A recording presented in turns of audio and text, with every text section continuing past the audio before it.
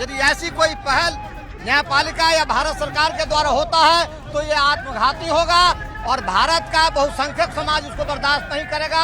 जिसको आप दलित कहते हैं, जिसको पिछड़ा कहते हैं। देखिए, पटना के दरभंगा चौराहा पर आज हम लोग आए हुए हैं और पूरे भारत बंद का कॉल था। इन लोगों की तानाशाही देख लीजिए। सुप्रीम कोर्ट और सरकार दोनों मिल करके साथ रख कर करके SC ST में OBC को EBC को घुसाने का काम किया है। SC ST में क्रीमी लेयर जो लाया, इसके विरोध में हम लोग भारत बंद किए हैं आज। क्या डिमांड? और पहले लड़े थे गोरों से।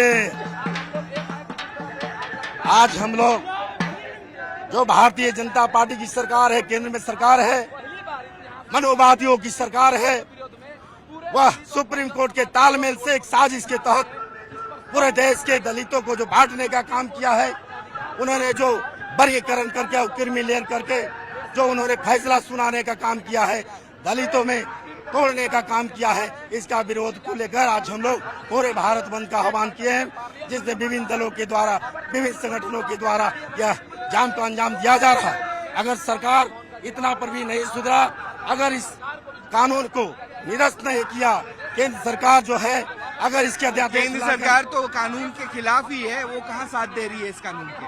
कानून को अगर मैं धन्यवाद देना चाहता हूं, अगर PM नरेंद्र मोदी जी अगर साथ हैं तो कानून व अध्यादेश लाकर इस कानून को निरस्त करें और इसको 9वीं अनुसूची में डालने का काम करेंगे, तब हम समझेंगे वे दलित। कब तक चलेगा ये प्रोटेस्ट? ये आज हम लोग टेलर के रूप में दिखाने का काम किए हैं।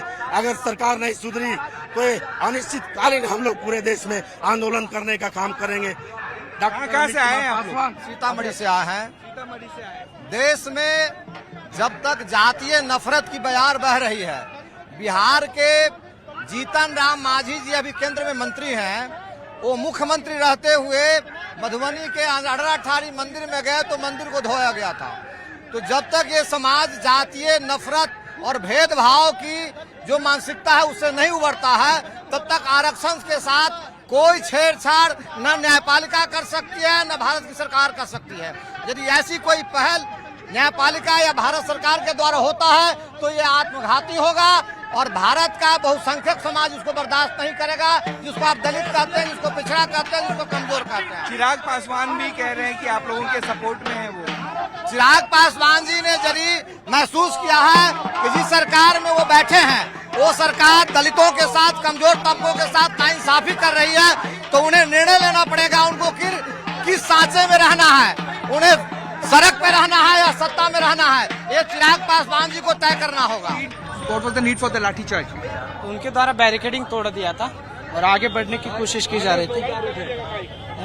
उनके पुलिस के साथ भी नोकझोंक हुई, तो शांतिपूर्ण जो प्रदर्शन था वो हिंसक बन गया था, इसीलिए हम लोगों ने खदेड़ दिया। आगे अभी आप लोग यहाँ पे लॉ एंड ऑर्डर सिचुएशन के लिए क्या करने वाले? पुलिस डिप्लॉयमेंट अभी कब तक रहेगी? अभी तो यातायात सामान्य हो गया है, तो हम लोग सामान्य रखने की कोशिश करेंगे। सर, आप यहाँ पे लॉ एंड ऑर्डर सिचुएशन बिगड़ते हुए देख रहे थे। भाई उनके द्वारा बैरिकेडिंग तोड़ दी गई, हिंसा पर उतारू हो गए, पुलिस के साथ नोकझोंक किया, एक प्रशासन के आदमी जख्मी हो गए।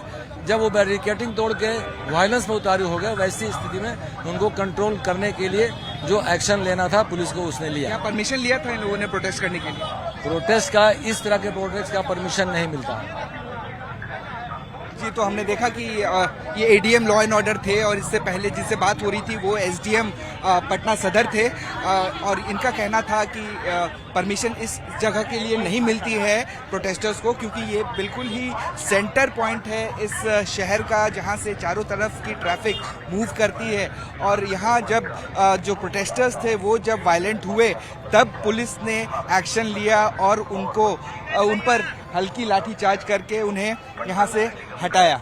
जी, दलित विरोधी सरकार मुर्दाबाद, मुर्दाबाद, मुर्दाबाद। केंद्र सरकार होश में आओ, होश में आओ, होश में आओ। केंद्र सरकार होश में आओ, होश में आओ, होश में आओ। क्या कहना चाहेंगे मगर? देखिए, हम लोगों ने भारत बंद का कॉल दिया था। आज हम लोग सड़कों पर इसलिए उतरे हैं कि माननीय सुप्रीम कोर्ट का हम लोग बहुत इज्जत कदर करते हैं, मगर सुप्रीम कोर्ट के द्वारा बार बार अनुसूचित जाति जनजाति के आरक्षण में छेड़छाड़, उनका वर्गीकरण, दलितों को बांटने का जो फैसला दिया, इससे पूरे देश के दलित में नाराजगी। इसलिए हम लोग भारत बंद, हम लोग मांग करते हैं केंद्र सरकार से, सुप्रीम कोर्ट का फैसला जो SC/ST वर्गीकरण का है, क्रीमी लेयर का है, उसको जल्द अध्यादेश ला करके कानून बना के केंद्र सरकार बंद करे। आर्टिकल 341 के तहत किसी भी स्टेट को ये पावर नहीं है कि दलितों की सूची में बंटवारा करे, आरक्षण का बंदरबाट करे। इसके बावजूद भी बीजेपी सरकार हरियाणा में कर रही है, पूरा कैबिनेट से पास कर दिया है।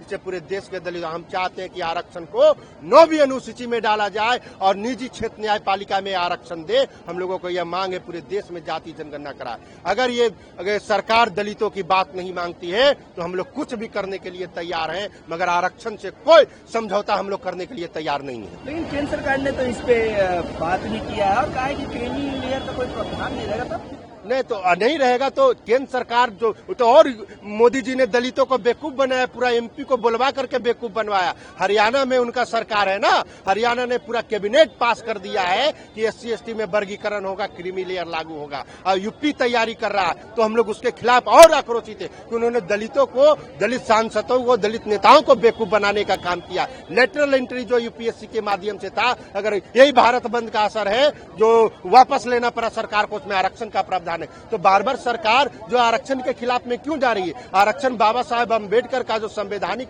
अधिकार हम लोगों को दिए हैं, इसलिए आरक्षण से कोई समझौता हम लोग नहीं करेंगे। लेकिन बाबा साहेब अम्बेडकर के संविधान और आरक्षण से कोई समझौता नहीं होने की बात भी केंद्र सरकार बार बार ये कह रही है, कोई आरक्षण से छेड़छाड़ नहीं होगा। बीजेपी के भी तमाम नेता ये कह रहे हैं, फिर ये प्रोटेस्ट तो कहने के बाद हरियाणा में कैसे कैबिनेट में पास हो गया कि आरक्षण का वर्गीकरण होगा? ये तो दलितों को धोखा देने का काम, मूर्ख बनाने का काम कर रहे हैं। सरकार में सत्ता में आ गए, उसके बाद दलितों पर इतना अत्याचार हो रहा है, बलात्कार हो रहा है, तो आरक्षण तो बीजेपी जो है जो दलितों को मूर्ख बनाने का काम कर रही है। हम चाहते हैं अगर वो आरक्षण के हितैषी हैं, दलितों का हितैषी है, आदिवासियों को, तो केंद्र सरकार से आरक्षण को 9वीं अनुसूची में डाल दे। ये हम लोगों का मांग है।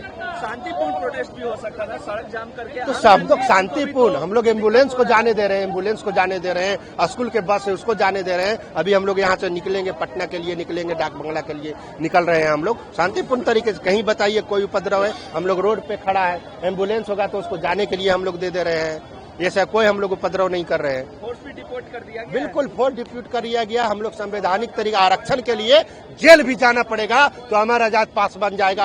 हम डरने वाले बेटा नहीं है, बाबा साहेब अम्बेडकर का संतान है, उनके विचारों और संविधान को मानते हैं। अमर आजाद पासवान, आरक्षण बढ़ाओ, संविधान बचाओ, संघर्ष समिति बिहार।